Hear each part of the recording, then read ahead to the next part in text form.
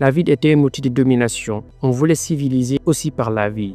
Alors la ville coloniale séparée, hiérarchisée et opposée. C'est comme ça que sont nées des villes comme Dakar, Conakry ou Abidjan, avec d'un côté des quartiers bien équipés pour les agents coloniaux et de l'autre des zones marginalisées pour les populations dites indigènes.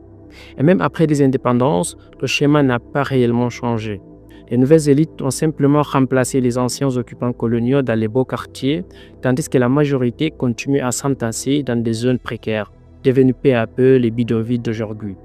Résultat, un paysage urbain fracturé, d'un côté les quartiers modernes, de l'autre la survie quotidienne. À mesure que la population urbaine explose, les villes s'étendent sans contrôle. C'est ce qu'on appelle aujourd'hui l'étalement urbain ou alors urban sprawl, avec son lot de problèmes liés à l'insécurité, le manque d'eau, l'insalubrité, l'absence d'énergie ou alors le logement insuffisant. C'est justement cette image qu'on véhicule trop souvent quand on parle des villes africaines. Alors pour redorer leur image, certains États ont pris une autre voie, celle de créer des villes nouvelles. Des capitales comme Abuja au Nigeria, Yamoussoukro en Côte d'Ivoire ou Nouakchott en Mauritanie en sont les premiers exemples. Et depuis les années 2000, le phénomène s'est accéléré. Aujourd'hui, chaque pays veut sa smart city, sa ville durable, sa ville moderne, bref, sa ville vitrine. Et la vraie question, c'est celle-ci.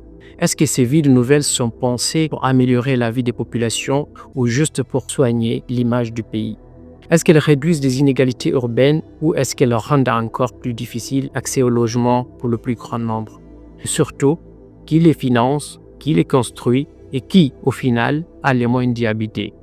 C'est à ces questions que j'ai envie d'apporter des pistes de réflexion. Et avant, je me présente. Je m'appelle Thierno Ibrahima Diallo, je suis architecte. Ma philosophie, c'est de bâtir par les mots à travers la sensibilisation et par la matière pour transformer nos espaces de vie. Sur cette chaîne, je parle d'architecture, de villes et des grands enjeux urbains dans un langage simple